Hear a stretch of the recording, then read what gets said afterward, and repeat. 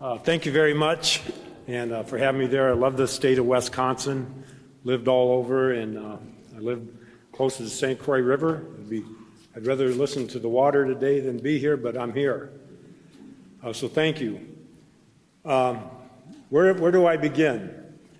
In 2003, I was the only person fighting against the International Olympic Committee for allowing transgenders in. That's where kind of my thing started. I got a master's degree in public health, and I studied diseases and medical statistics. The first time I saw that medical statistic book, I almost went back home to Wisconsin. And so I stayed abreast of all these activities and studies and all this. And so what I'd like to do is to let you know I don't hate anybody. These are very hard situations, so I'm not making light of that.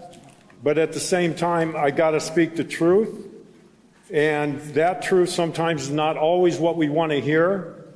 And I'm not going to be a person that's going to throw stones on anybody or condemn anybody, because if I started doing that, I'd have a large stone drop from heaven right on me right now, because I am not perfect. But at the same time, I have to tell you the truth. So you hear all these things about suicide rates going up for transgender people. That's true. And I feel there are problems that need to be counseled. But what they don't tell you when people start taking transition drugs, so they did a major study, Turban did a major study where they found that if you had unrestricted access to transitioning drugs in youth, the suicide rates go up. So in other words, people lie, and they tell you that suicide rates are going to go down. That's not a proven stat. And you can question it. I know there's this study, that study. If you get into medical statistics, you'll see what I'm saying is true. Obviously, people can slant studies to be what they want them to be. So as I tell you these truths, I have no bone to pick.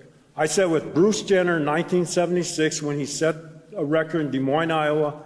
10 of us sat with him and all the decathletes in Des Moines, Iowa. And that's one of the reasons I got into world-class athletics, is because of Bruce Jenner, watching him perform at the Drake Relays. However, Bruce Jenner does not want to force kids to do what he did. He didn't do it on the government dime, and he also did it because he wanted to do it and he is after 18. My theory is leave kids under 18 alone. So we know there's high suicide rates.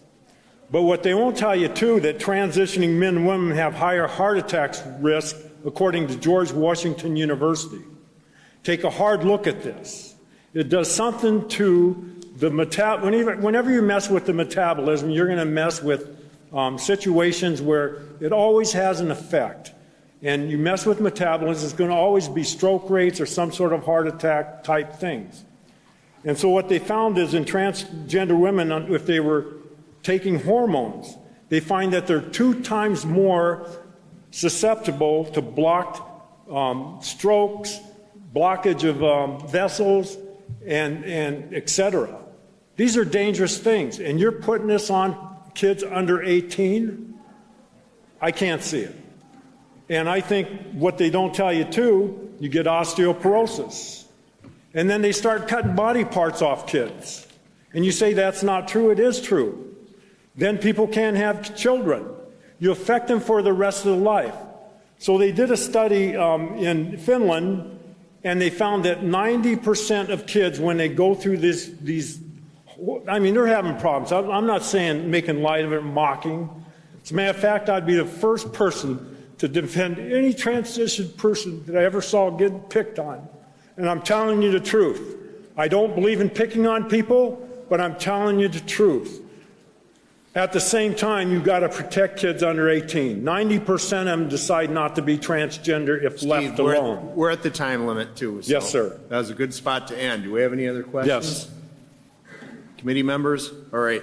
Thank you for making the trip down to Madison State. Yes, thank you.